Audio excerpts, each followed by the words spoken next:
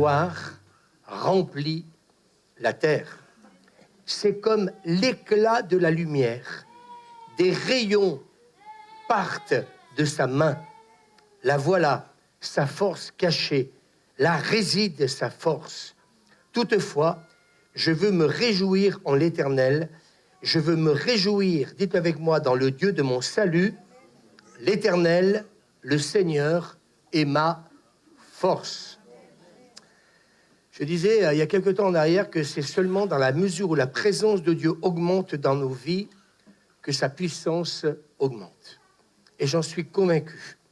Plus nous passons du temps dans sa présence, et plus nous allons voir sa puissance augmenter. Et ce matin, je voudrais parler de la foi. On va écouter quelques témoignages tout à l'heure, et on fera peut-être 2-3 petites choses pour mettre l'Église en action. On verra tout à l'heure. Mais la foi nous permet de voir, de visualiser notre présent et notre futur. Amen. Dis-le à ton voisin. Visualiser notre présent et notre futur. Et la question que je me pose ces derniers temps, c'est de quelle manière on regarde notre présent et notre futur.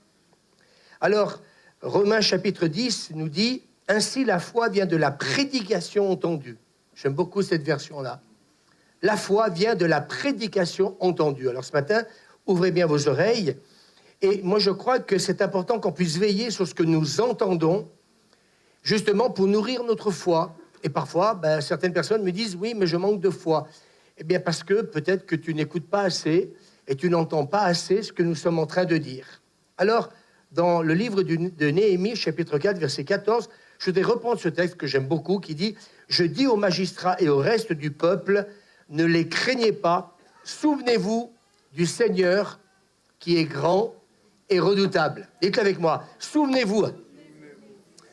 Et je crois qu'un des rôles de l'ennemi, c'est de nous faire oublier ce que Dieu a fait. Vous savez pourquoi? Parce que, en fin de compte, on est toujours en train de regarder le temps présent. Si tu es malade aujourd'hui, si tu as un souci aujourd'hui, tu vas rester sur le aujourd'hui. Alors que là, Néhémie est en train de dire, mais souviens-toi. Dis à ton voisin, souviens-toi de ce que Dieu a fait pour toi. Oui ou non? Et quand ça ne va pas, on ne se souvient pas, ou très peu. Et c'est là qu'on fait une erreur. L'erreur, c'est se dire, j'ai été malade, mais Dieu m'a guéri. J'ai cherché un travail, et puis en fait de compte, eh bien, oui, je l'ai eu. On peut dire amen. Alors, c'est important ce matin qu'on proclame que Dieu est grand. Et moi, je crois que plus on entend Dieu et on proclame que Dieu est grand, et plus notre foi va se développer dans nos pensées. Et c'est ce qu'en fait Néhémie est en train de dire. Voilà, proclamons Dieu est grand et redoutable. Et moi, je crois que la foi va se développer dans nos pensées à partir du moment où nous allons le déclarer, nous allons le proclamer. Est-ce qu'on peut dire amen? Alors, cette semaine, dans un entretien pour Lucie, pour qui nous avons prié et parlé au téléphone, vous écouterez tout à l'heure son témoignage. Elle est en Angleterre donc pour un mariage, alors que Dieu la bénisse pour son retour. Mais nous partagions donc les pensées, le siège de nos champs de bataille. Nos pensées, c'est un champ de bataille. Est-ce que c'est vrai ou pas? Est-ce que c'est la foi ou l'incrédulité qui va l'emporter? Alors, parfois, mes ennemis sont quoi? Mes propres pensées. Ouais. Mes ennemis, parfois, le diable. Non, ce n'est pas que le diable, c'est mes propres pensées. Alors, l'apôtre Jacques va dire, chapitre 5, verset 7, « Soyez donc patients. » Dis à ton voisin, « Soyons patients. » Voyez comment le fermier attend avec espoir le précieux fruit de la terre. Et la patience, quelqu'un a dit, ne consiste pas seulement à attendre, mais à maintenir une attitude positive durant l'attente. Je le relis. La patience ne consiste pas seulement à attendre, mais à maintenir une attitude positive durant l'attente. Qui c'est qui attend des choses dans sa vie? Oui, on attend des choses, mais en fait compte, dans quel état d'esprit nous sommes? Et j'aimerais vous dire ce matin, moi ça m'a beaucoup parlé cette semaine, parce que je me suis dit, mais maintenir, dis à ton voisin, une attitude positive. J'attends ça, j'attends ça, j'attends ça. Mais tu attends, mais dans quel état d'esprit? Dis à ton voisin, j'attends la bénédiction, mais dans une attitude positive. J'attends ma bénédiction. Elle n'est pas encore là, je ne la vois pas, mais dans une attitude positive. Dis-le encore une fois, dans une attitude positive. Alors cela signifie qu'après avoir demandé quelque chose à Dieu dans la prière, nous nous attendons encore et encore à son exaucement. Dis à ton voisin, encore et encore. Ce que je demande, je crois que je vais l'obtenir. Alors, décidons d'apprendre à apprécier le temps d'attente. Et je me suis rendu compte, cette semaine, quelqu'un me disait, mais c'est vrai qu'on aimerait que les choses arrivent très vite. Et on voit dans la Bible que, eh bien, les bénédictions, parfois, eh bien, il a fallu attendre même des décennies pour que la bénédiction arrive. Donc, Israël a attendu 430 ans pour avoir un libérateur en la personne de Moïse. Alors, vous inquiétez pas, on ne peut pas attendre 430 ans, on sera déjà là-haut. Mais ce matin, eh bien, j'ai envie de dire, il faut être reconnaissant de la bonté de Dieu et de son amour, être reconnaissant quand Dieu nous bénit. Dis-le à ton voisin. J'ai envie que ce matin, on communique ensemble. Dis à ton voisin, eh bien oui, quand Dieu nous bénit, reconnaissons sa bonté. Et puis donc, quand on reçoit la bénédiction. Alors, mes amis, l'ennemi contrôle nos pensées. Il influence, écoutez bien, nos paroles et nos décisions. Et si nous laissons agir dans nos pensées, il va les contrôler. Et s'il les contrôle, il va influencer nos paroles. Et je crois que c'est soit nous prononçons des paroles de foi, soit nous prononçons donc des versets bibliques, soit, mes amis, eh bien, nous allons le laisser, j'ai dit tout à l'heure, que le combat, le champ de bataille, il est là. Et à partir du moment où nous le laissons agir, il va influencer nos paroles et même nos décisions. Et en influençant nos décisions, il va aussi impacter également notre direction. Et j'en suis convaincu. Alors l'autorité ne dépend pas de ce que je ressens, mais de ce que Dieu dit. Dis-le à ton voisin, l'autorité ne dépend pas de ce que je ressens. Et vous savez, j'ai envie de vous dire ce matin, combien fonctionne avec l'âme, alors que nous devons fonctionner avec l'esprit. Oui, mais je ressens qu'il va se passer ceci, je ressens qu'il va se passer cela. Non pas de ce que je ressens, parce que parfois je peux être, je dirais, dans une bonne inspiration, et parfois, le contraire. Donc, l'autorité ne dépend pas de ce que je ressens, mais de ce que Dieu dit. Et moi, j'aimerais dire ce matin, c'est toujours la parole qui prévaut sur ce que je ressens. Et si vous regardez bien, des fois, eh bien, on n'est pas, comment dire, vis-à-vis de la Bible, de la parole, on n'est pas en accord. Nos pensées ne sont pas parfois en accord avec la parole de Dieu. Alors, plutôt que de continuer à rester, eh bien, tout simplement dans ce que je ressens de négatif, eh bien, employons la parole de Dieu. Si elle tarde, attends-la. Oui, mais je ressens que ça ne va pas le faire. Si, ça va le faire, mais attends. Amen, parce que ça va arriver. Alors, on ne peut pas, écoutez bien, quelqu'un a dit, on ne peut pas empêcher une pensée de frapper à notre porte. Je vais le redire. On ne peut pas empêcher une pensée de frapper à notre porte, mais nous pouvons décider de ne pas la laisser rentrer. Et quand tu écoutes les autres, eh bien, c'est soit tu laisses rentrer une pensée négative, soit, à un moment donné, vous savez, en tant que pasteur, je reçois des coups de téléphone, et cette semaine, j'en ai eu pas mal, c'est pas toujours positif, ce que j'entends. Et je me rends compte qu'à chaque fois, si tu laisses rentrer une pensée, comment dire, négative, eh bien oui, tu ouvres la porte, eh bien, à quelque chose qui va produire de l'incrédulité. Mais moi, j'aimerais vous dire que dans ce combat, ce champ de bataille, eh bien, nous pouvons décider de ne pas laisser rentrer ces pensées négatives. Alors, qu'est-ce qu'il faut faire? Tu pries. Tout de suite, tu prends autorité. Et puis, en fait, quand cette parole négative que tu as entendue, eh bien, au nom de Jésus, maintenant, eh bien, je te demande de partir de mes pensées. Et tout de suite, je remplace cette pensée négative.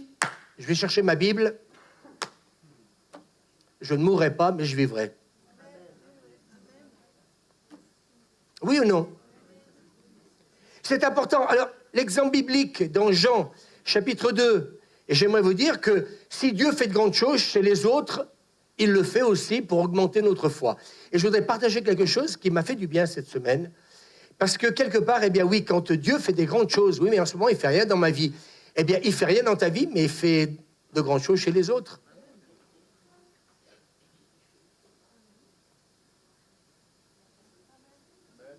Seigneur, tu fais rien en ce moment dans ma vie. Va voir quelqu'un qui va te dire. Qui va te dire quoi? Mangeons et buvons, car demain, nous allons mourir. D'un seul coup, il y a quelqu'un qui te dit, Pétard, ça fait 2 ans que je prie. J'attends une bénédiction. Et puis, en fin de compte, ça y est, j'ai été exaucé. Moi, ça fait à peine depuis hier que je prie. T'as attendu 2 ans. Oui, mais le but, c'est pas les 2 années. Le but, c'est l'exaucement. Est-ce qu'on peut dire amen? Et moi, j'ai réalisé ces derniers temps qu'en fin de compte, notre appel, c'est d'exhorter, c'est d'encourager, c'est d'édifier les autres. Alors, peut-être que quand tu vas pas bien, qu'est-ce qu'il faut faire? Va voir quelqu'un. Tout à l'heure, j'étais là-bas, et puis il y a Estelle qui vient me voir, et tout à l'heure, je laisserai le micro. Ça m'a fait du bien. Il est vivant. Il agit. Gloire à Dieu. Alors, quand Dieu n'agit pas encore dans ta vie, eh bien, va voir quelqu'un qui a reçu une bénédiction. Vous allez me dire, c'est simple. Ouais, mais je vois tellement la foi de plusieurs, des fois, être dans les chaussettes, que j'ai presque envie de vous dire, enlevez vos chaussettes, marchez pieds nus dans l'herbe. Il paraît que ça fait du bien de marcher dans l'herbe. Ça enlève le stress. Non, vous l'avez jamais dit, ça? Je ne suis pas médecin, mais c'est ce qu'on m'a dit. On m'a dit que marcher dans l'herbe sans chaussettes, surtout l'hiver, ça fait encore plus de bien. Alors oui, pour que notre foi augmente, qu'est-ce que je fais? Qui vais-je choisir pour que quelque part, eh bien, ma foi augmente et que surtout, eh bien, je continue à persévérer? Alors celui qui a été guéri instantanément ou celle qui a reçu une bénédiction il y a 15 jours de ça, c'est plus facile. Mais quand c'est depuis 1 an, 2 ans, 3 ans, qu'est-ce qu'on fait? Eh bien, on va chercher quelqu'un. Grâce, ça a duré 10 ans, je crois. 9 ans. Elle dira tout à l'heure. Mais on s'est battu. On peut dire amen. Et c'est, en fait, quand avec grâce, c'est l'histoire d'Élie. Il n'y a pas de nuage. Alain, il n'y a rien. Et quand ça dure 15 jours, c'est pas évident. Quand ça dure 1 an, 2 ans, 3 ans, 9 ans. Mais aujourd'hui, elle est là. Et elle vous le dira tout à l'heure pourquoi. Donc ce matin, j'ai envie de vous dire, est-ce que ça vous fait du bien, ça? Est-ce que vous y avez pensé? Moi, j'aimerais vous dire, on n'y pense pas assez. Et moi, il y a des moments, eh bien, je cherche dans la parole de Dieu. Eh bien, c'est pour ça que j'ai cherché un exemple biblique. C'est donc le miracle à Cana, en Galilée. C'est un des premiers miracles que Jésus a fait. Qu'est-ce qu'il a fait? Il a changé l'eau en vin. Et là, je me suis dit, Seigneur, on manquera jamais de vin pendant un repas. Et puis, dans l'évangile de Marc, chapitre 1er, verset 40, un lépreux vint à lui et se jetant à genoux, il lui dit d'un ton suppliant, si tu le veux, tu peux me rendre pur. Jésus le toucha et dit, je le veux, sois pur. Mais cet homme se mit à publier ouvertement son miracle, de sorte que Jésus ne pouvait plus entrer publiquement dans une ville. Il se tenait dans les lieux déserts et l'on venait à lui de toutes parts. Alors pourquoi on est venu le voir? Pourquoi? Parce que l'homme a parlé. Alors, j'ai envie de dire ce matin, parlez de ce que Dieu fait. Parlez des bénédictions. Parce que, les gens, ils viennent pas à l'église. Oui, mais bien sûr. Moi, je sais pas, mais quand tu es à ton travail, tu es chez toi, ou tu rencontres du monde, comment allez-vous? Je suis chrétien. Magnifique. Je suis évangélique même. Oui, d'accord. Mais ça va pas, hein. J'ai la scoumoune. J'ai le ciel qui m'est tombé sur la tête. Il est où le Dieu de l'espérance? Il est où le Dieu qui guérit, le Dieu qui agit, le Dieu qui est seul capable de me sortir justement de mes difficultés? Alors, j'ai envie de vous dire, eh bien, pourquoi les gens sont venus à Jésus? Parce que tout simplement, un lépreux, et quoi faire? Il est rentré dans la ville, il a dit, j'étais lépreux. Enfin, on n'est pas en train de parler d'un mal de dos, on est en train de parler de la lèpre. Ça veut dire que les gens le connaissaient. On savait que Grace a été malade pendant 9 ans. Oui ou non? Son mari, ses enfants, sa famille, son entourage. Et tout le monde attendait, elle vous le dira tout à l'heure, mais Dieu est intervenu. Moi, j'ai envie de vous dire, il faut qu'on change notre état d'esprit. Ça peut arriver que ce soit difficile, ça peut arriver que quelque part, eh bien, on soit un peu, comment dire, dans le négatif. Mais c'est là où, quelque part, eh bien, il nous faut entendre ces témoignages de gens qui ont vécu une grande bénédiction. Et là, le lépreux, eh bien, Jésus lui dit, mais ça n'a pas été compliqué, hein, j'ai relu le texte, eh bien, si tu le veux, tu peux me rendre pur. Jésus, il est en train de dire à Jésus, si tu veux, tu peux me rendre pur. Et Jésus, eh bien, tu peux lui dire ce matin, mais si tu veux, ce matin, tu peux me guérir. Et qu'est-ce que dit Jésus? Je vais prier, on va chercher tous les leaders de l'Église, toute l'Église, on va t'imposer les mains. Il dit, je le veux, sois pur. C'est très compliqué, la prière, hein. Je le veux, sois pur. Et donc, eh bien oui, et les gens sont venus donc de partout. Moi, je crois à un réveil d'intervention divine de plus en plus au milieu de nous. C'est pour ça qu'il faut prier dans la semaine pour dire, Seigneur, encore plus d'intervention divine. Et vous écouterez tout à l'heure par vidéo le témoignage de Lucie, du fait qu'elle est en Angleterre. Ça a été merveilleux parce qu'on a vécu, en fin de compte, eh bien, vous savez, l'histoire du centenier, dit seulement un mot, le serviteur était malade chez lui, il dit seulement un mot, et mon serviteur sera guéri. Et juste avant, eh bien, donc, elle m'appelle, mais on est en réunion de prière, donc je n'ai pas décroché, et je dis à Kevin, va voir ce que veut Lucie, ça doit être certainement important. Et puis donc, eh bien, ça fait plusieurs jours que je suis attaqué, que j'ai mal à la tête, j'ai une énorme migraine. Vous savez, les migraines, il y a les petites migraines, puis il y a les moyennes migraines, et puis il y a les grandes migraines, et puis il y a les très grande migraine. Et là, c'était une très grande migraine. Et puis, à la fin, eh bien, qu'est-ce qu'on a fait? On a prié. Et vous écouterez tout à l'heure. Donc, dites avec moi, si Dieu a fait ça pour eux, dis à ton voisin, si tu veux que ta foi augmente ce matin, oula, vous m'écoutez ou pas? Si Dieu l'a fait, alors profites-en pour dire à ton voisin, qu'est-ce que Dieu t'a fait? Rien, c'est pas grave, je passe à quelqu'un d'autre. Qu'est-ce que Dieu a fait pour toi cette semaine? Il n'a rien fait. Suzanne dit, Dieu m'a gardé en bonne santé. Oh, ça fait du bien. Oh, je vais aller voir Suzanne. Et puis, tout de suite, oh là, puisque Dieu t'a gardé en bonne santé, tu ne peux pas prier pour moi, pour que je sois aussi en bonne santé? Ben oui, c'est la bonne santé. Ben, je vais lui demander de me bénir pour que je sois aussi en bonne santé. Alors moi, j'ai envie de dire, si Dieu a fait ça pour eux, il va le faire pour moi. Il va le faire pour toi. Seigneur, tu lui as donné un travail, un appartement, tu l'as guéri. Eh bien, ce que les autres ont reçu, ah, j'ai pas de travail, j'ai pas d'appartement. Ce que les autres ont reçu, eh bien, je vais le recevoir aussi. Moi, ça m'excite, moi, ça. Moi. Ah, mais moi, purée, j'ai pas de travail, je suis malade, ça va pas, j'ai pas d'appartement, j'ai pas ci, j'ai pas là. Et puis d'un seul coup, tu vas voir quelqu'un qui va dire Dieu m'a exaucé. Non? Enfin, je sais pas. Moi, je serais heureux. La rivière, tout à l'heure, j'aurais couru dans le ruisseau, moi. Non, mais c'est vrai. Est-ce que vous croyez que quelque part, eh bien, vous voyez, celui qui était boiteux de naissance à la porte du temple, qu'est-ce qu'il a fait? Il est rentré, sautant, dansant, et louant Dieu. Et nous, on est là, oh, Dieu m'a béni. Oh là là, fais attention. Hein. C'est des fois que ça engendre la foi chez les autres. Non, moi, je crois qu'on devrait davantage se réjouir dans l'Église. En fin de compte, on vient à l'Église, pourquoi? Pour dire, merci Seigneur, gloire à Dieu. Alors, attends-la, la bénédiction, elle tarde, attends-la. Oui, mais moi, je ne l'ai pas. Oui, mais lui, il l'a. Mais si Dieu l'a béni, c'est pour te dire, espère en lui. Parce que ce qu'il a reçu, ben, tu vas le recevoir aussi. Amen. Tout n'est pas fini, dis à ton voisin. Continue de croire. Dis à ton voisin, continue de croire. Lève-toi. Sortons du fatalisme, le découragement. Amen. Et puis il y a encore d'autres exemples dans la Bible, la multiplication des pains. Oh Seigneur, renvoie-les.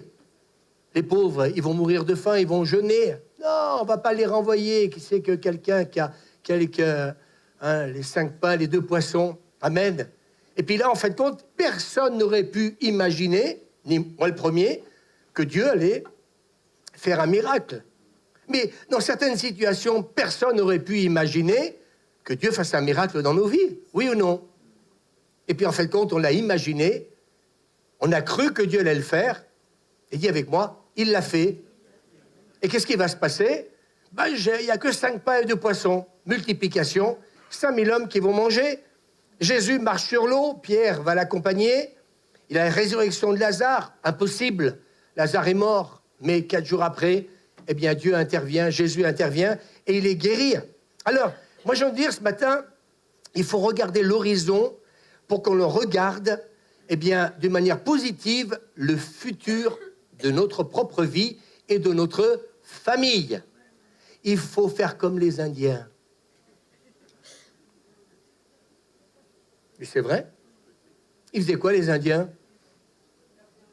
Ils scrutaient au loin. Et nous, qu'est-ce qu'on fait? On regarde nos pieds. Et moi, j'ai réalisé cette semaine, ce que je prêche, c'est pas simplement que prêcher, sinon je le prêcherai pas.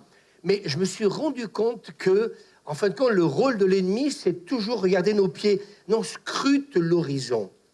En fin de compte, c'est ce que fait Élie quand il envoie son serviteur. Il lui dit, mais monte sur la montagne. Oui ou non? Ils ne demandent pas de rester avec lui. Lui, il est dans la plaine, il est en train de prier. Monte sur la montagne et observe le ciel.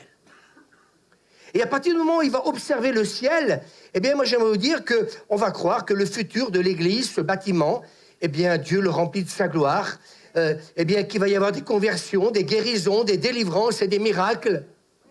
Je scrute l'horizon et j'attends la bénédiction. Je la vois en esprit. Je commence par la déclarer. Je commence à prier. Je commence à louer Dieu. Je commence vraiment à glorifier parce que, en faisant ça, je suis en train de voir arriver ce que j'attends de la part de Dieu. On peut dire amen? Et des fois, eh bien, je reconnais que c'est très loin. Je regarde, mais je regarde. Et puis, en fait, quand je vois la bénédiction, on peut m'emmener le... Voilà, 2 hommes, c'est peut-être mieux. Est-ce qu'on peut me prendre le... Voilà, 2 hommes, voilà, c'est bien. Très vite en courant, parce que sinon, à midi, je n'aurais pas fini. Donc, voilà, si on peut me le mettre ici. Et j'ai réalisé cette semaine, parce que ça va vous faire du bien ce que je vais dire, c'est que parfois, on regarde la bénédiction, et puis on la voit loin. Ma guérison, oh, dans 9 ans. Non, mais elle a attendu 9 ans. Ma bénédiction, mon travail, oh, dans 5 ans. Et puis, en fin de compte, eh bien, voilà, on va mettre ça.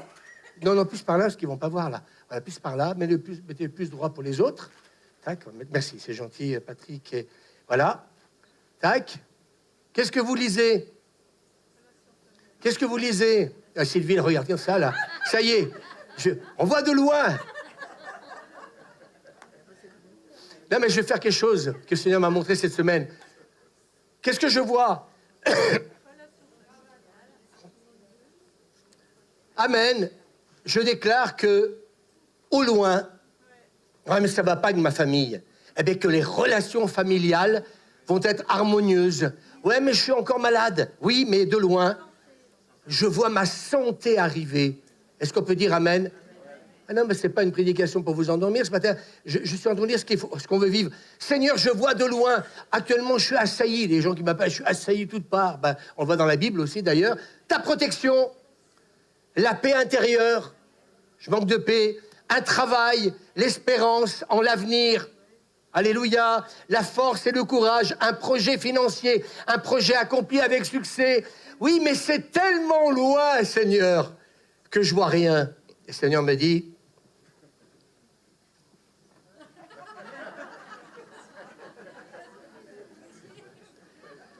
Tu prends une paire de jumelles spirituelles. Sylvie, toi qui voyais rien, va au fond, va regarder. Tu dérègles pas surtout, hein. Voilà, va au fond, et là tu vas dire, pétard, mais je vois comme en plein jour.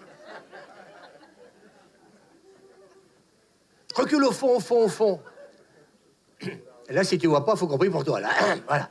Qu'est-ce que tu vois? Non, pas moi, hein, c'est... Voilà. Alors, tu vois mieux? Voilà. Et les jumelles, ça sert à rapprocher. Alors, j'ai envie de vous dire, qu'est-ce qu'il faut faire dans ce cas-là pour voir mieux? Ben, C'est tout simple. Tu te rapproches de Dieu. Et plus tu te rapproches de Dieu, et plus tu vas voir la bénédiction arriver. Est-ce qu'on peut dire amen? Et j'ai envie de dire ce matin, eh bien oui, tu as le droit de faire comme ça. Mais c'est tellement lointain tout ça, oui. Mais rapproche-toi de Dieu. Et plus tu vas te rapprocher de Dieu, plus tu vas entendre sa voix, plus il va me parler, plus il va nous parler. Amen. Et je vais commencer à proclamer, oui Seigneur, je commence à voir le travail. Il arrive, la santé, oui, des relations familiales harmonieuses, oui, la paix intérieure, oui, la protection, l'espérance en l'avenir, un projet accompli avec succès, la force et le courage. Oui, Seigneur. Tu vois pas assez? Prends des jumelles. Tu vois pas assez? Approche-toi de Dieu. Vous savez, c'est ce que dit la parole de Dieu. Approchez-vous de moi et je m'approcherai de vous. Et le Premier ministre, c'est qu'on continue à regarder tout ça de loin, alors que Dieu dit non. Il faut que tu puisses t'en approprier. Et ce que tu vois de loin, eh bien moi j'aimerais que tu puisses déclarer ce matin que, en m'approchant de toi, Seigneur, je vais obtenir ce dont je t'ai demandé. Amen. Alors on va écouter donc plusieurs témoignages. Ben, Sylvie, on va commencer par toi. Amen. Et puis, voilà, après, ben, il y aura donc Estelle aussi. Voilà, Françoise, voilà, venez nous rejoindre tout de suite, comme ça au moins. Voilà, Sylvie. Donc, c'est filmé, si vous êtes d'accord, on vous filme. Si vous n'êtes pas d'accord, eh bien, vous le direz. Hein, voilà. Moi, c'est samedi dernier. Voilà, j'arrêtais pas de vomir à partir de 6h du matin jusqu'à point d'heure. J'arrêtais pas de vomir. Et puis, Michel, avant d'aller repartir au travail, elle vient me voir parce que justement, le matin, ils ont enlevé des flèches. Et elle me disait comme ça, Suzanne, elle a prié, elle a enlevé des flèches. Alors moi, maintenant, je vais faire pareil que Suzanne. Je vais enlever des flèches et en plus, j'ai pris son onction. Donc, elle a commencé à prier pour moi. Et là, automatiquement, je me suis levée de mon lit. Et comme vous savez, la belle-mère à Pierre, elle s'est levée du lit et elle a fait à manger et tout ça. Moi, je me suis levée du lit et Michel m'avait apporté à manger, donc ça allait bien. Et donc, du coup, j'ai eu faim, alors que j'avais pas faim, vu que j'arrêtais pas de vomir, je pouvais même plus marcher, je ne sais pas ce que j'avais, mais voilà. Et du coup, instantanément, c'est parti. Et vendredi dernier, rebelote. Mais là, par contre, je travaillais, et là, c'était embêtant. Alors, je disais au Seigneur, Seigneur, pas maintenant, c'est pas le moment. Alors, du coup, je me suis enlevé moi-même les flèches, mais parce que je n'osais pas appeler le couple pastoral, ni Michel qui était au travail. Bon. Et du coup, et le soir, de nouveau, j'avais faim. Et du coup, voilà, j'ai mangé un peu. Et hier matin, quand je suis venue à la réunion de prière, mais je suis venue dans sa présence, pas à la réunion de prière, je suis venue dans sa présence. Et là, sa présence, hier matin, mais elle était à couper au couteau. Elle était vachement palpable. Et du coup, le Seigneur, il m'a rempli. Oh là là.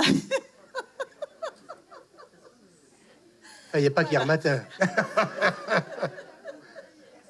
Amen. Voilà, Estelle, merci Sylvie. Que ça vous fasse du bien, ces témoignages. Écoutez-les dans ce but-là. Hein, oui, bien sûr. Bonjour tout le monde. Alors, depuis vendredi, j'avais mal à la tête, mais une grosse migraine. Impossible de manger, de rien faire. Et ce matin, je suis venue donc prier à la salle à côté. Et plus rien. Plus de fatigue, plus de migraine, plus rien du tout. Nicole, allez. Avancez-vous les autres, venez devant, venez, comme ça au moins on gagne du temps. Voilà, Françoise, avance-toi. Bonjour. Voilà, moi je vais vous témoigner parce que j'ai envie de le faire ce matin. Pour voilà. bénir les autres. Simplement pour vous dire que j'ai été guérie de 3 cancers. J'en ai eu un quand on habitait dans la Marne. Étienne avait été muté en Champagne. Et on venait au séminaire avec nos enfants qui étaient en bas âge. Chaque fois qu'il y avait un séminaire, on venait sur Voiron. Et puis un jour, j'ai été voir un médecin parce que j'allais pas bien du tout. Et puis, sans plus, elle m'a rien dit de plus. J'ai passé des examens, puis il y avait un mot qui était bizarroïde. J'ai pas voulu savoir. Et puis, donc, on est venu au séminaire. Et puis, j'étais complètement décomposée. Et à un moment, pendant le culte, j'ai dit à Étienne, je peux pas rentrer à la maison. Je ne peux pas faire 800 km, je ne me sens pas du tout faire 800 km dans la journée. Donc, ce que je vais faire, je vais rester chez ma mère et puis tu t'occuperas des enfants. Voilà. Et puis à un moment, il y a eu le prêche, c'était un pasteur, je crois que c'était Robert, oui, qui prêchait à ce moment-là, puis il dit, il y a quelqu'un dans la salle qui va pas bien du tout, qui appréhende quelque chose, il faut qu'elle s'avance. Je n'ai pas pris pour moi, franchement, je l'ai pas pris pour moi. Et puis Étienne me dit, tu devrais y aller. Je dis, tu crois? Il me dit, oui, vas-y. J'y vais. Et puis quand il a prié pour moi, mais alors pas longtemps, quand je me suis retournée, il me dit, Peter, mais t'as pas la même tête. T'as pas la même tête. Donc, j'allais bien, j'ai pu faire le voyage 800 bornes, j'ai pu m'occuper de mes filles. Et puis, je retourne voir la gynéco qui me dit, parce qu'on devait faire tout un protocole, tout chimio, tout le bazar. Et elle me dit, bah, écoutez, je suis vraiment... Vous n'avez plus rien, vous n'avez rien, mais rien du tout. Amen. Et ça a été terminé. Après, dans ce que Louis vient de prêcher, qu'il ne faut pas trop être négatif quand on a quelque chose, j'ai eu 2 cancers encore. Alors là, j'ai eu la totale, la chimio et tout, mais c'est pas grave. Mais pas un seul moment, j'ai pensé que j'allais mourir. Pas un seul moment. J'ai jamais dit, quand on m'a annoncé, vous avez un cancer, j'ai jamais dit, ben, ça y est, j'en ai plus pour longtemps. Jamais, jamais, jamais. Et je m'en suis sortie. Voilà, et je suis là, je suis vivante. Voilà. Comme vous avez dû le voir, j'ai été absente de l'église pendant plus d'1 mois. Parce que j'ai pris 2 jours avant Noël une pneumopathie. Voilà. Donc, une pneumopathie, c'est une bactérie sur les poumons. Donc, je me suis retrouvée 2 jours aux urgences. Enfin, là, j'ai averti Louis. Et j'ai été sage. J'ai fait ce que les médecins m'ont dit. Mais ils m'avaient annoncé que ça pouvait être plus grave que ça. Donc, j'ai fait fi de ces paroles. Il m'a dit, bon, j'avais posé aussi une mauvaise question. J'ai dit, si ça ne part pas, qu'est-ce que... Voilà. Bon, il m'a annoncé une belle maladie, mais j'en ai pas tenu compte. Et quand bon, j'ai fait mon traitement antibiotique pendant 15 jours, un traitement assez lourd, et qui m'a mis complètement à plat, je ne me tenais plus debout, mais j'ai parlé à la bactérie. J'ai dit, je suis le temple du Saint-Esprit, tu sors, tu t'en vas, en même temps. Mais Louis, tout à l'heure, a parlé de la paix quand on attend. Et j'avais 2 mois d'attente avant le prochain scanner pour voir où j'en étais. Donc, pendant ces 2 mois, je ne savais pas si elle avait diminué, s'il y en avait plus. Voilà, la pensée. Mais j'ai fait fi de ça. J'ai prié aussi de mon côté. Et je remercie l'Église parce que vous avez beaucoup prié pour moi. Je sais qu'à chaque réunion de prière, je sais que vous avez prié. Donc, je vous bénis en retour parce que les prières ont porté leurs fruits, puisque lundi dernier, je suis allée passer un scanner, j'avais plus rien. Donc, gloire au Seigneur. Ça aurait pu être grave, ça l'a pas été. Je suis restée dans la paix et merci pour toutes vos prières. En retour, je demande au Seigneur de vous bénir abondamment. Merci Seigneur. Gloire à ton nom. Bonjour. Ben, moi, je suis devant vous, je suis un voleur d'onction. Je suis venu, j'avais des douleurs articulaires que je traînais depuis 3 mois et je n'arrivais pas à m'en débarrasser. Et j'en ai parlé à mon médecin, puis mon médecin ne me répondait pas. Je pensais qu'elle allait me donner une pommade ou quelque chose comme ça, mais rien du tout. Et puis un jeudi matin, j'étais là et il y avait... C'est vrai que ça a prié pour des enfants qui étaient là. Louis, il a prié pour des enfants avec le groupe. Ils ont prié pour Sylvia, ils ont prié pour notre sœur qui vient de témoigner. Et moi, je me suis glissé là-dessous. J'ai dit, mais si eux, ils reçoivent, moi aussi, j'en veux. Et le Seigneur, il m'a béni. J'ai plus rien maintenant. Moi, je vous témoigne aussi. Et une fois, j'ai eu une guérison instantanée. J'avais même pas d'enfant. Et en fait, je prenais des grosses douleurs dans les côtes. Et j'avais l'impression que le cœur, il allait exploser, en fait. Et je vois le médecin et il me dit, vous avez de l'arthrose intercostale. J'avais même pas 30 ans. J'ai dit, oh, ok. Voilà. Et donc, en fait, avant d'aller à la pharmacie chercher le traitement, je dis, bon, je vais demander la prière. Et ben, j'ai jamais eu le temps d'acheter le traitement. En fait, j'étais guérie instantanément. Instantanément. Et je veux vous témoigner aussi par rapport à... je fais partie des gens qui ont eu un Covid long. Et là, le Seigneur m'a guérie, mais au fur et à mesure. Et pendant 1 an, j'ai été arrêtée. Pendant 1 an, j'étais à mi-temps thérapeutique. Ça a été long. Mais j'ai pris une décision, et c'est ce que Louis il a dit. J'ai décidé de m'approcher du Dieu des miracles. Et ça a changé ma vie. C'est-à-dire que maintenant, c'était il y a 5 ans, j'ai retrouvé quasiment toutes mes facultés. Il y a une chose que je n'ai pas retrouvée, c'est que je ne sens pas les odeurs de caca. Voilà. Hein? Tant mieux, voilà. Mais voilà, vous pouvez péter sur moi, je ne le sens pas. Voilà. Mais le Seigneur m'a béni abondamment. Et en fait, j'ai retrouvé la joie que j'avais perdue. J'ai retrouvé une santé. Et je suis plus proche du Seigneur et je sens pas le caca. Voilà.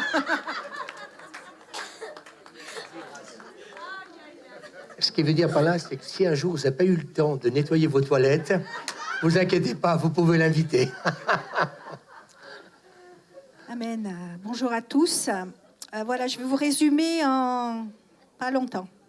À la naissance de mon fils, vous savez, c'était en 89, j'ai bénéficié, on va dire, on reste positif. En fait, on m'a transfusé parce que j'ai fait une hémorragie et on m'a transfusé du sang contaminé à l'hôpital.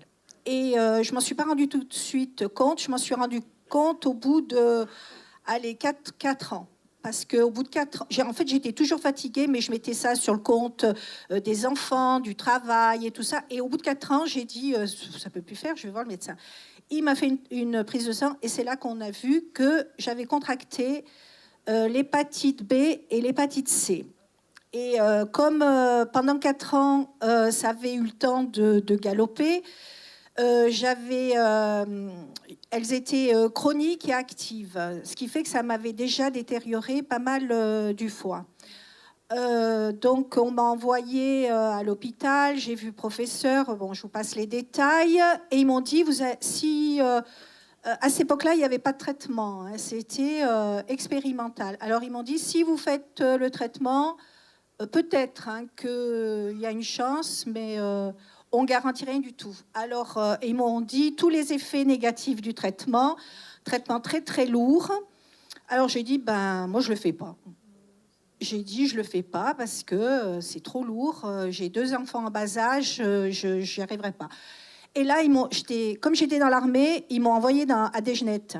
Ils ont dit, vous allez à Desgenet. Alors, je suis allée à Desgenet avec Alain et le gars, il me dit, le professeur là-bas, il me dit, écoutez, vous voulez pas faire le traitement, vous allez mourir.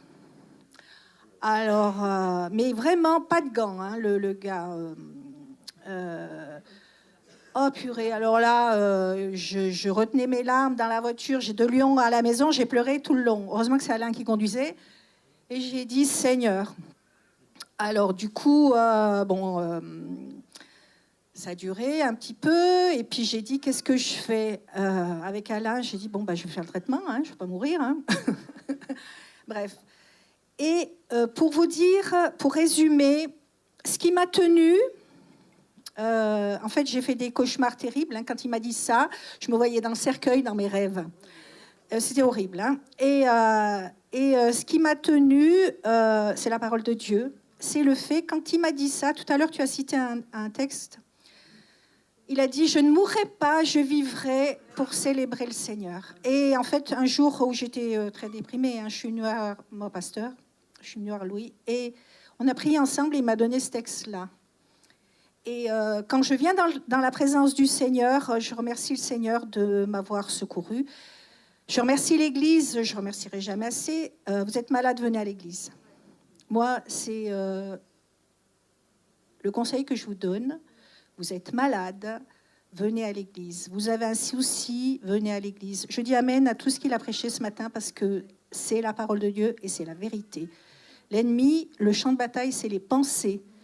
Et je remercie évidemment le Seigneur pour mon mari parce qu'il a été ma famille, qui ont été d'un soutien.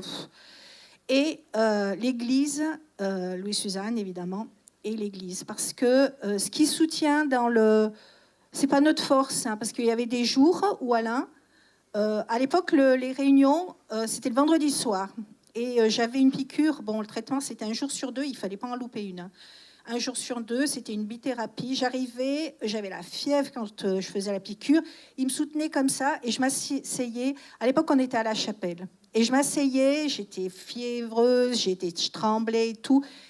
Et pour vous dire combien on y a un Dieu tout-puissant, j'aimerais vraiment que vous croyiez dans le Seigneur Jésus parce que c'est vrai.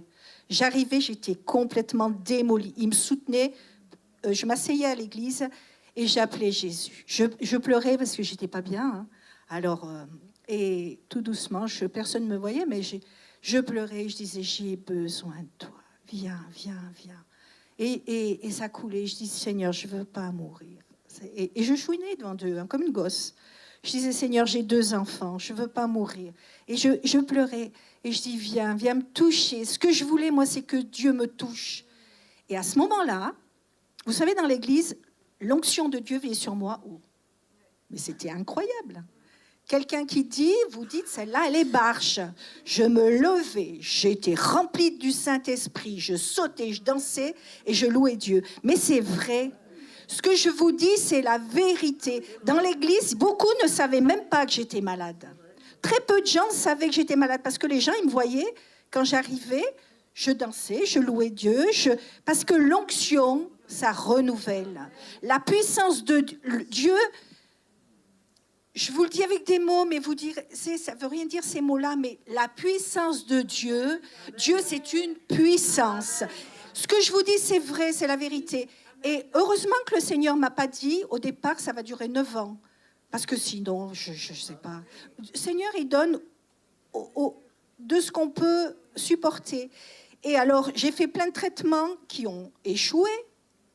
Évidemment, si ça avait marché du premier coup, Et là, le professeur qui me disait, vous savez, le traitement qu'il me donnait, c'était tellement fort qu'il me disait, vous n'avez pas envie de vous suicider. Hein. À chaque fois, il dit, si vous venez, vous me le dites tout de suite, parce que il dit, c'est tellement lourd comme traitement que, j'ai dit non. Et puis je lui avais dit, vous savez, je crois dans le Seigneur, je crois en Jésus, je crois en Dieu. Et par la grâce de Dieu, le Seigneur m'a fortifié. Alors c'est vrai que je ne vais pas vous dire que j'étais comme ça tout le temps. Il y avait des fois, quand les petits partaient à l'école, j'étais couchée la journée. Et quand ils revenaient, je disais, Seigneur, donne-moi la force pour pas que mes enfants me voient. Et quand ils étaient là, je m'occupais des enfants et tout. Le Seigneur m'a fait une grâce. Mais quand je vous dis une grâce merveilleuse, vous n'en avez même pas idée. Vous savez pourquoi je viens à l'église ? Parce que je viens donner gloire à Dieu. Il a tellement fait dans ma vie, et je vous en passe, hein, mais ça a duré...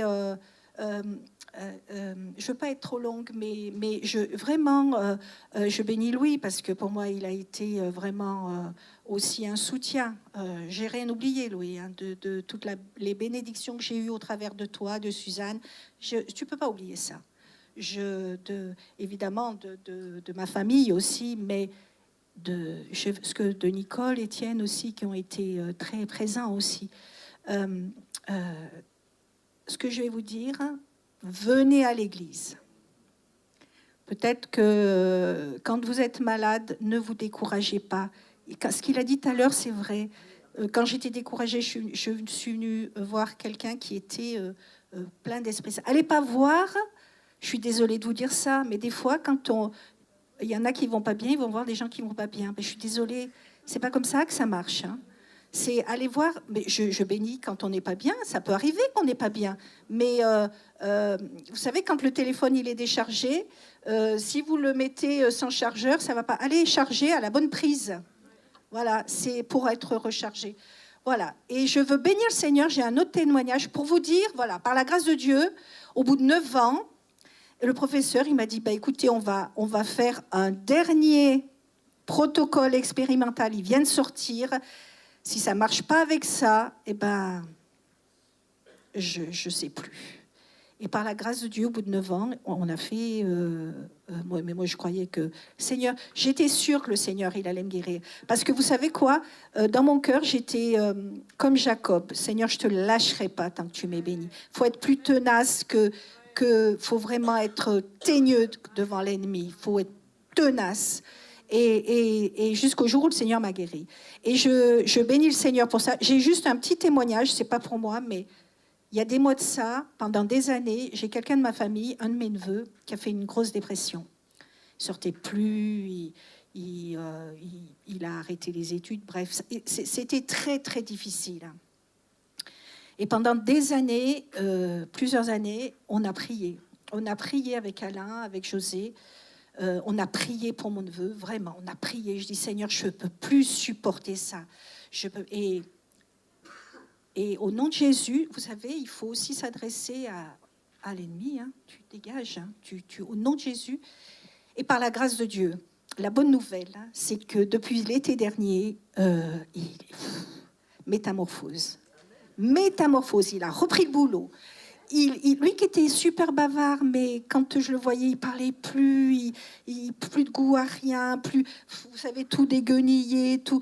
Oh, je dis Seigneur, et là, tout beau, tout bien coiffé, sent bon et tout.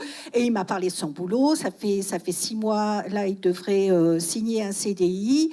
Mais vraiment, il a été béni. Parce que je crois que le Seigneur, quand on prie, le Seigneur agit. Et ce que je voudrais vous dire, c'est qu'il faut juste il faut pas dire, bon, le Seigneur, il me guérira quand il voudra. Non. Faut pas faire ça. Je crois qu'il faut provoquer les choses, moi. Quand tu veux être guéri, ben, autant de fois. L'imposition des mains, j'y suis allée, j'en sais rien combien de fois, hein, jusqu'à ce que, vraiment, si on attend une bénédiction, il faut aller la chercher. Et je crois de tout mon cœur que, vous savez, quand on provoque les choses, elles arrivent. Quand on demande au Seigneur Jésus des guérisons, il y a des guérisons. Quand on demande au Seigneur il y a ce qu'on demande. Et il y a un verset, moi, qui m'a toujours... que veux-tu que je te fasse? Le Seigneur Jésus demande. Seigneur, il sait bien ce qu'il faut, ce qu'on a besoin. Mais le Seigneur, il veut qu'on lui demande. Et le Seigneur, il bénit. Que veux-tu que je te fasse? Voilà, soyez bénis et encouragés. C'est pas parce que moi, ça a mis 9 ans, parce que le Seigneur, j'ai vécu des bonnes choses aussi. Hein. J'ai vécu des choses horribles, mais j'ai vécu la présence de Dieu, j'ai vécu des choses merveilleuses avec le Seigneur. Et j'en vis encore. Et ce matin, vous savez, quand on louait le Seigneur, quand tu as dit, il faut voir comme ça, le Seigneur m'a dit, montez sur la montagne. Amen. Vous savez, quand vous passez, des fois, il y a les nuages, et quand vous allez en montagne, il fait super beau. Et le ciel est bleu, c'est comme quand vous partez en avion. En haut, et le Seigneur, il m'a dit, montez sur la montagne. Et sur la montagne, vraiment, ce qu'il a dit ce matin, je bénis le Seigneur parce que, vous savez, on a le même esprit. Voilà.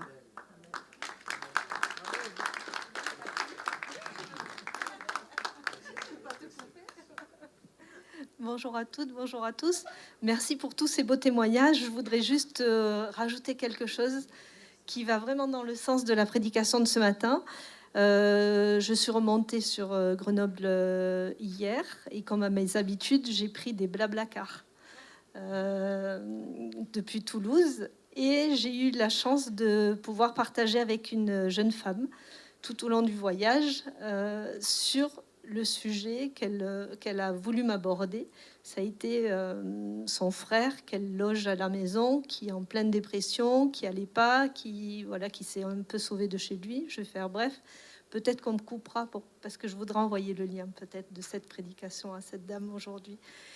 Et le sujet, ça a été tout démarre dans les pensées. Tout démarre dans les pensées.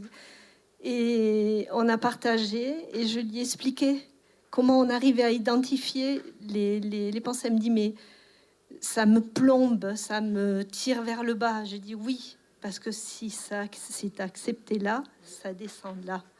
Et elle m'a demandé, mais comment je fais? J'ai dit, je te donne, moi, ce que je fais. Elle a sorti un carnet, elle a écrit après. J'ai dit, écoute, hein, quand une pensée arrive, qu'elle commence à être nourrie, parce que c'est à ce moment-là qu'on voit qu'on est en train de la nourrir, j'ai dit, je lui rappelle à la pensée, j'ai pas de temps pour toi. Tu es sous mes pieds. Je te rappelle, j'ai pas de temps pour toi. Tu es sous mes pieds. Elle me dit, vous faites ça? Je dis oui. Elle me dit, dès demain, je fais ça. Et elle a noté plusieurs sujets comme ça où on a pu échanger. Et elle est partie, mais alors reboostée de tout l'échange. Et j'ai dit, il y a quelque chose que j'aurais peut-être pu faire encore. Qu'est-ce que j'aurais pu lui donner encore? Et ce matin, j'ai la réponse. C'est qu'en fait, il y a une chaîne YouTube que vous avez. Et ça, je me suis dit, mais ce matin, Margaret, tous ces blablacars là, parce que je ne partage que si on me demande de partager, d'accord? Mais elle attendait d'autres choses. Et elle m'a donné ses coordonnées. Je sais que je vais lui envoyer le lien, notamment de cette prédication aujourd'hui, mais de tout ce ce que j'ai lu là concernant le trauma, la dépression, les sujets que tu abordes, là, Louis, sur le YouTube. Je sais que dorénavant, je vais pouvoir transmettre encore plus, pouvoir donner, parce que je fais ma part. Dans toute chose, la seule chose que je demande à Dieu, c'est je fais ma part, tu fais la tienne. Et je sais que là, aujourd'hui, il y a encore un lien qui se fait, qui lui appartient. Mais je vais le faire, d'accord? Je vais donner ça. En tout cas, merci pour toutes ces bénédictions que j'ai entendues aujourd'hui, pour tous ces témoignages. Je vous bénis à tous.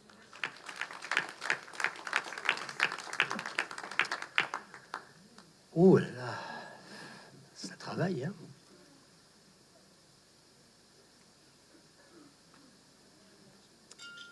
Ça travaille.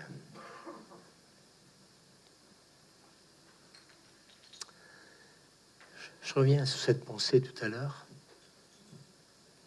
On voit les choses de loin.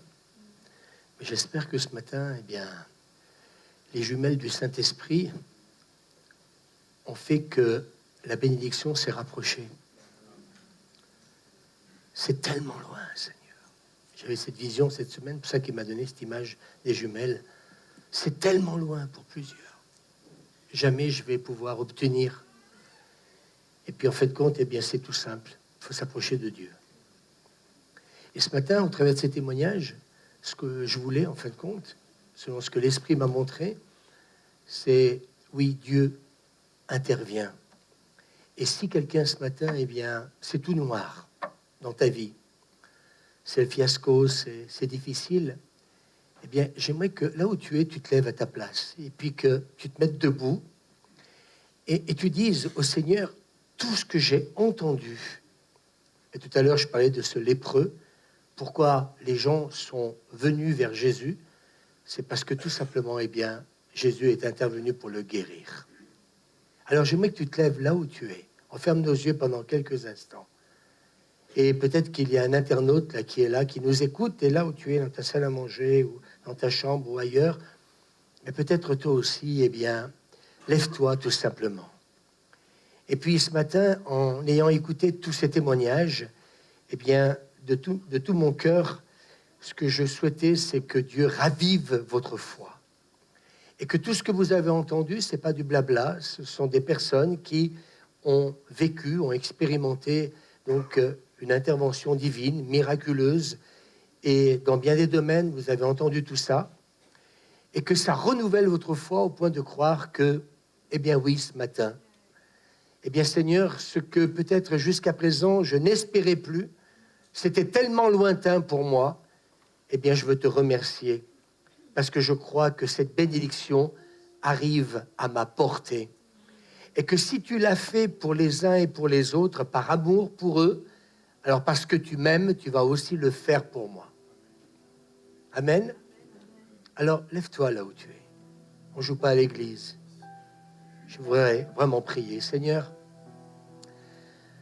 tous ces témoignages ce matin, je vais être honnête, Seigneur, avec toi, m'ont bouleversé de réécouter et entendre ces choses que tu fais, Seigneur. Seigneur, tu aimes ta création, tu aimes ta créature. Et ce matin, Seigneur, eh bien, on veut te remercier parce que, Seigneur, en entendant tous ces témoignages, cela nous exhorte, nous encourage à croire que la bénédiction arrive aussi pour nous. Et c'est pour cette raison que nous sommes ensemble et que nous prions les uns pour les autres, jour après jour. Parce que nous croyons que tu es El Shaddai, Dieu puissant, et que tu as toute puissance et tout pouvoir maintenant pour intervenir et faire en sorte que celui ou celle qui a besoin d'un travail, qui a besoin d'un appartement, qui a besoin d'une guérison, qui a besoin d'être consolé, qui a besoin, Seigneur mon Dieu, d'être béni, Seigneur, au niveau familial. Seigneur mon Dieu, ce matin, nous sommes là et nous nous approchons de toi et tu t'approches de nous. Et Seigneur, mon Dieu, ce qu'on n'a pas obtenu ou ce qu'on n'a pas vu jusqu'à aujourd'hui, nous déclarons maintenant, Seigneur, que, Seigneur, ta grâce se manifeste. Et Seigneur, on te bénit et on te loue, Seigneur, pour tout l'amour que tu as pour celles et ceux qui se sont levés. Et tous ensemble, nous voulons vous dire, croyez. Ce que Dieu a fait pour nous, il veut le faire pour vous maintenant. Et que si la foi vient de ce que j'entends, alors nous croyons que cette foi, votre foi, est démultipliée ce matin par rapport à tout ce que vous avez entendu. Et à partir de là, eh bien, nous croyons que la foi en action permet à votre Père Céleste d'intervenir maintenant et de vous accorder la bénédiction dont vous avez besoin. Alors tous ensemble, je vais vous demander de vous lever. J'aimerais qu'on puisse prier pour celles et ceux qui sont levés ensemble. Amen. Et vous, et on peut dire, on se regarde les uns les autres et on peut dire, reçois la bénédiction de Dieu. Amen. Ce matin, je t'encourage à croire en la bénédiction du Seigneur. Je t'encourage à recevoir l'intervention divine dans la guérison, au niveau de ton foyer, au niveau d'un travail, au niveau de ta famille. Crois maintenant, espère en Dieu et tu vas continuer à le louer. Amen. Et regardez tous ces témoignages. Tous celles et ceux qui ont été bénis, ils ont été bénis en venant à l'église. Parce que nous avons été là, nous avons persévéré. Je m'adresse à vous, internautes. Retrouvez le chemin de l'Église. Il n'y a pas d'institution parfaite. Et c'est vrai que l'Église n'est pas parfaite. Mais quand Dieu remplit des hommes et des femmes, et que Dieu les remplit de sa compassion et de son amour, alors sachez que vous serez toujours les bienvenus au milieu de nous et qu'on vous accueillera pour que justement Dieu intervienne dans ta vie. Et si peut-être tu dis ce matin, oui, mais ça ne peut pas m'arriver. Alors ce matin, approche-toi de Dieu. Viens dans sa présence. Et il va te montrer que par amour, il a un plan merveilleux pour toi. Amen. Merci Seigneur. Merci Seigneur. Voilà, vous pouvez vous asseoir. Tout à l'heure, Margaret a dit quelque chose d'important. Qu'elle fera passer ses vidéos. Alors c'est vrai que je vais être franc avec vous, j'ai commencé donc 2 émissions qui durent à peu près 15 à 20 minutes et je sens dans mon esprit que le Seigneur veut que j'aille plus loin. Et je m'attends à ce qu'il se passe des interventions divines pendant ces messages. Donc je vais faire autrement encore. Et je crois que Dieu veut guérir alors que je serai en train de prier pour les personnes qui seront donc à l'écoute. Alors envoyez-les s'il vous plaît. Et je vais continuer d'ailleurs sur la dépression parce qu'il y a tellement de choses à dire. Voilà, témoignez parce que ça encourage et ça fortifie notre foi. Qui a été fortifié dans sa foi ce matin? Levez la main, honnêtement. Moi, ça m'a fait du bien d'entendre ça. Si elle tarde, attends-la. Ça va arriver. Amen. Gloire à Dieu. Alors, je voudrais vous parler de 2 hommes, mais je ne voudrais pas être trop long, mais je pense que ça va vous faire du bien, parce que ça m'a fait beaucoup de bien. C'est la vie de Joseph, qui va dire à ses frères, et ce matin, c'est ce que j'aimerais laisser cette parole pour plusieurs. Joseph qui va dire, il va dire à ses frères, je vais mourir, mais Dieu vous visitera. Et il vous fera remonter de ce pays, dans le pays qu'il a juré de donner à Abraham, à Isaac et à Jacob. Et il va dire, Dieu vous visitera. Je ne sais pas si ça vous fait du bien, mais moi, ça me fait énormément de bien. Et Joseph, parce que lui-même a expérimenté l'intervention divine. Souvenez-vous, 13 ans, de galère, 13 ans où il a été méprisé, 13 ans... où il a été, haï par ses frères, vendu par ses frères. Eh bien, en fin de compte, voilà, il est en train de prophétiser et il est en train de dire à ses frères, Dieu vous visitera. Et ce qui est fantastique, c'est que quand Dieu dit quelque chose, il le fait. Amen. Mon Dieu vous visitera et il vous fera remonter de ce pays dans le pays qu'il a juré. Vous savez, on n'aime pas trop jurer, mais voilà, le texte nous dit qu'il a juré de donner à Abraham, Isaac et à Jacob. Et c'est ce qui s'est passé. Et là, on voit dans le livre de Josué la même chose, au chapitre 23, verset 14. Josué va dire, je vais bientôt quitter ce monde. Reconnaissez-le de tout votre cœur. Pas une seule des promesses que le Seigneur, votre Dieu, vous a faites n'est restée sans effet. Elles se sont toutes entièrement réalisées. Et je voudrais m'adresser ce matin à toutes celles et ceux qui ont reçu une promesse du Seigneur. Et j'aimerais vous dire ce matin, c'est le temps où Dieu veut accomplir ses promesses. Et il est en train de dire, eh bien, donc, le Seigneur votre Dieu vous a faites, n'est resté sans effet, elles se sont toutes entièrement réalisées. Et Josué, donc, a pris la relève de Moïse. Et donc, il a été conduit, donc, en Israël, dans la conquête de la terre promise. Et pendant, c'est vrai, 40 ans, il a mené de grandes batailles. Ça n'a pas été facile, des batailles difficiles contre les peuples ennemis. Mais Josué dira au peuple, toutes ces promesses, elles se sont accomplies. Moi, j'ai envie de faire un appel ce matin. Là où tu es, lève-toi et déclare toutes les promesses que Dieu m'a faites, elles vont s'accomplir. Elles sont en marche, Suzanne. Elles sont en marche. Toutes ces promesses se sont accomplies. Et Josué, pendant 40 ans, même si ça a été difficile, il y a eu, comment dire, des écueils. Il y a eu des choses qui, parfois, n'étaient pas faciles à vivre. Mais il a persévéré.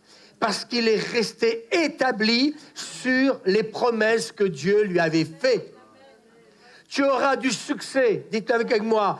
Déclare-le, prophétise-le. Il a dit à Josué, ça peut mettre Josué chapitre 1er, tu auras du succès dans tout ce que tu entreprendras. Il n'est pas rentré encore dans le pays promis. Il n'est pas rentré dans le pays promis. Mais Dieu lui a dit, tu auras du succès dans tout ce que tu... Chapitre 1er, dans tout ce que tu entreprendras. Amen, on va le lire ensemble. Si ça peut arriver très vite, amen. Amen, gloire à Dieu. Merci Seigneur.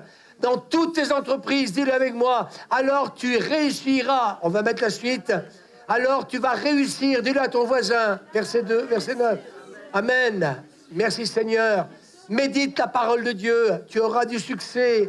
Je t'ai donné cet ordre. Dis à ton voisin, prends courage. Tiens bon. La promesse est en marche. Ne te laisse pas effrayer. Amen. Car l'Éternel, ton Dieu, sera avec toi. Je le prophétise ce matin. Pour ce lieu, pour le bas. Amen. Je serai avec toi pour tout ce que tu entreprendras. Merci Seigneur. Amen. Et vraiment ce matin, recevez cette bénédiction que Dieu a accordée, comment dire, à Moïse. Recevez la bénédiction que Dieu vous a donc promise, alléluia, et croyez qu'elle est en marche, croyez qu'elle est en train de s'accomplir. Amen. Merci Seigneur. Vous savez pourquoi? Parce qu'en fait, eh bien, quand il était jeune, il l'entendait, et il a entendu tout ce que Moïse lui a raconté des merveilles que Dieu a fait. C'est pour cette raison, je crois que c'est Grâce qu'il a dit tout à l'heure, c'est important de côtoyer autour de vous des hommes et des femmes, amen, qu'importe l'âge, qui ont vécu des bénédictions. Et je crois que, eh bien, Josué était dans le bon terreau.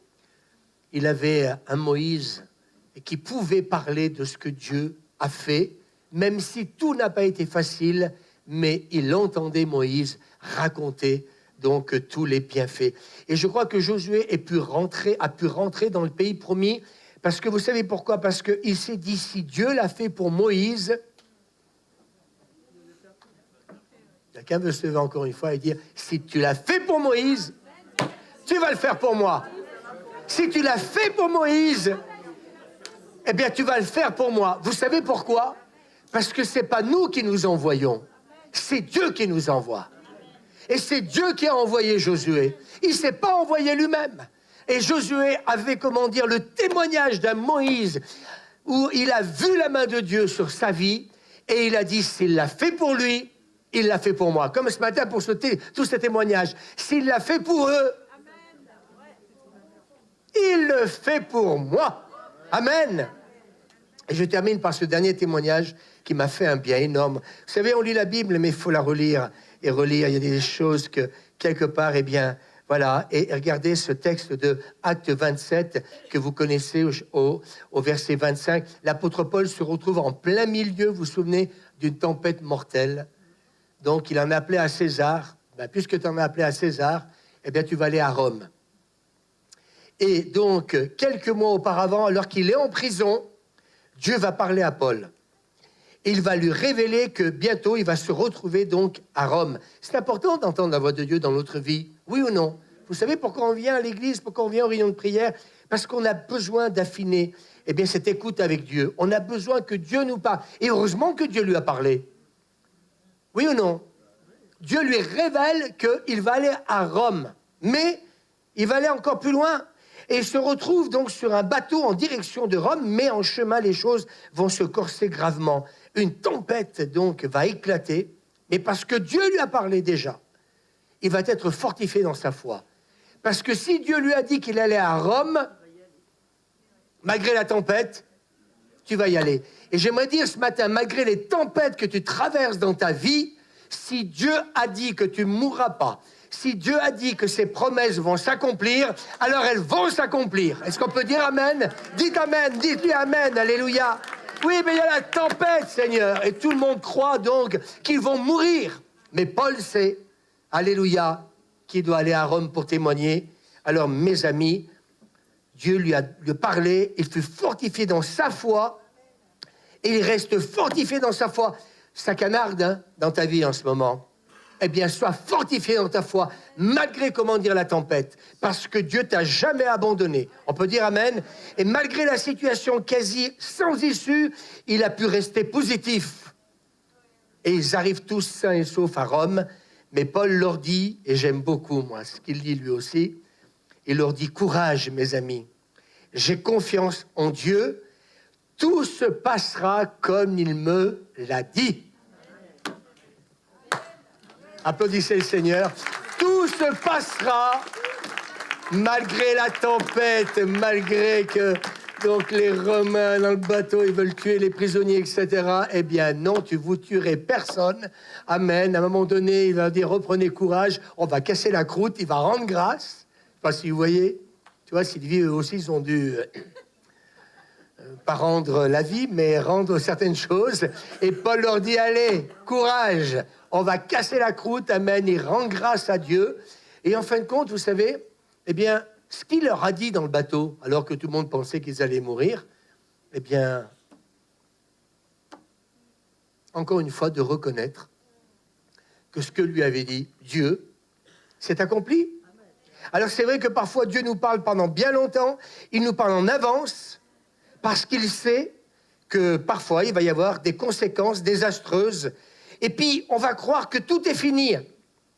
Mais c'est dans ces moments qu'il faut se souvenir de ce que Dieu nous a dit. Tu peux le dire à ton voisin. C'est dans ces moments d'épreuve, de difficulté, où tu as le sentiment qu'on va passer à la casserole, qu'on va mourir, que tout est noir, que le tunnel est noir, que la bénédiction, elle ne peut pas arriver. Tu vas à l'église, tu te rapproches donc du Seigneur, et ce qui était lointain d'un seul coup, tu vas te l'approprier, amen, et croire, dis à ton voisin que Dieu n'est pas un menteur, ce qu'il a dit arrivera. Je ne sais pas comment. Je ne sais pas comment. Des fois, on ne sait pas comment Dieu va intervenir, mais il va le faire. Et nous, plutôt que de nous poser la question, mais comment tu vas le faire, Seigneur? Comment tu vas ouvrir la mer? Dieu ne manque pas d'air. Il a soufflé un vent violent et la mer s'est ouverte. Et j'aimerais vous laisser ça ce matin. Je ne sais pas comment tu vas le faire. Amen. Alors Paul aux Galates va dire, ne nous laissons pas gagner par le découragement. Dis à ton voisin, ne nous laissons pas gagner par le découragement. Je ne sais pas comment tu vas le faire, Seigneur, mon Dieu, mais tu n'es pas un menteur. Alléluia. Amen. Et qu'il se passera comme tu l'as dit, Seigneur. Tout se passera comme tu me l'as dit, Seigneur. Je ne mourrai pas. Eh bien, je vais comparaître devant César. Il va comparaître donc devant César. Amen. Car si nous ne relâchons pas nos efforts, nous récolterons au bon moment. Dieu ne nous oublie pas. Dis à ton voisin, quand bien même nous l'oublions, lui ne va pas m'oublier. Nos larmes, nos soupirs, nos efforts, notre obéissance, toutes ces choses sont des semences que si nous persévérons, elles vont nous donner une récolte dans l'avenir. Amen. Quand je ne sais pas, lui sait. Amen. Alors si Josué et Paul avaient le témoignage que tout ce que Dieu promet s'accomplit, dis à ton voisin, pourquoi pas nous alors? Pourquoi pas nous? On est aussi ses enfants, on est aussi aimés par lui. Amen. En fait, compte, c'est la bénédiction, comme j'ai dit tout à l'heure, c'est une question de temps. Et le problème, c'est le bon temps, c'est quand? Vous savez cette chanson? Eh oui. Et c'est là tout le problème. C'est que on attend, mais on n'a pas la patience d'attendre. Et ces derniers temps, moi, vraiment, le Seigneur m'a dit, tu sais, Louis, je récompense la patience. Parce que cette patience nous permet de continuer à espérer et de croire. Alors, ce matin, il y a deux choses. Soit tu lâches l'affaire, ou alors, à un moment donné, eh bien, tout ce que le Seigneur m'a donné ce matin, de partager, ça vous a béni. Et puis vous dire, eh bien, ça va être bientôt à mon tour. Ça va être mon tour. Maintenant, Seigneur, tu les as bénis. À moi, à moi, à moi. On ne va pas être égoïste, mais c'est exactement ça. Et puis ce matin, eh bien oui. Eh bien, Seigneur, ce que tu as promis. Eh bien, Seigneur, toutes les bénédictions, toutes les promesses que tu m'as faites, Seigneur, je ne sais pas comment tu vas le faire, mais ça va arriver. Alléluia. Amen. Gloire à Dieu. Moi, ça m'a fait du bien ce matin. Tout se passera comme tu me l'as dit. On peut bénir Dieu? Ça vous a fait du bien ce message ce matin? Vous repartez, faut réécouter, faut prendre des notes, parce que tout ça, c'est un vrai travail du Saint-Esprit. Et puis, j'ai envie de vous dire, restez pas avec vos galères. Parfois, oui, comme l'a dit ce matin Alicia, faut consulter. Parfois, il faut écouter tous ces messages-là qui peuvent vous aider et vous faire du bien. Et puis, espère et continue d'espérer. Parce que nous sommes au bon endroit. Nous sommes dans la maison du Seigneur. Amen. J'aimerais que tu t'adresses à la personne qui est à côté de toi. Et puis, encourage-la pendant quelques instants. Ne regardez pas. Encourage la personne qui est à côté de toi. Et si tu fais partie de celles et ceux qui ont été bénis, justement, pendant cette prédication de témoignage, eh bien, vraiment, ce matin, de tout votre cœur, faites-le. Encouragez-vous mutuellement. Je crois vraiment que dans ces temps qui viennent, vous savez, Josué, il n'aurait jamais pu rentrer dans le pays promis si Dieu n'était pas intervenu pendant 40 ans. Mais pendant 40 ans, eh bien, Dieu lui a permis de rentrer dans la destinée qu'il avait prévue pour lui et pour le peuple d'Israël, parce que Dieu avait fait une promesse à Abraham, Isaac et Jacob. Dieu n'est pas un homme pour mentir. S'il vous plaît, cette semaine, venez à ces réunions de prière. Les choses ne se passent pas comme ça. Il y a une lutte, il y a un combat. Mais quand on voit Rachid, qui a été guéri jeudi pendant cette réunion, Lucie, et puis d'autres, Sylvia, etc., à chaque fois, il se passe quelque chose. Et moi, je crois que tout simplement, ouvrons-nous à la foi. Et puis, ces témoignages ce matin. Moi, tu vois, Véronique, je vais dire au revoir aux internautes. Passez un bon dimanche. Mais tu vois, ce matin...